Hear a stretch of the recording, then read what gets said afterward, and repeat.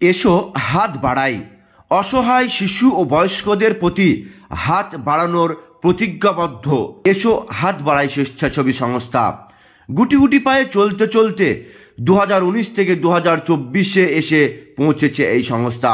সরকারি সাহায্যবিহীন নিজেদের অর্থাৎ সদস্যদের চাঁদার মাধ্যমেই অর্থ সাহায্যে চলে এই সংস্থা।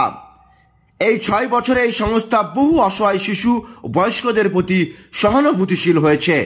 মানবিক নিদর্শনের একটি শ্রেষ্ঠ সংস্থা বলে পরিগণিত হচ্ছে মুর্শিদাবাদের ডোমকলের মহিলা সদস্য সম্মিলিত এই স্বেচ্ছাসেবী সংস্থা।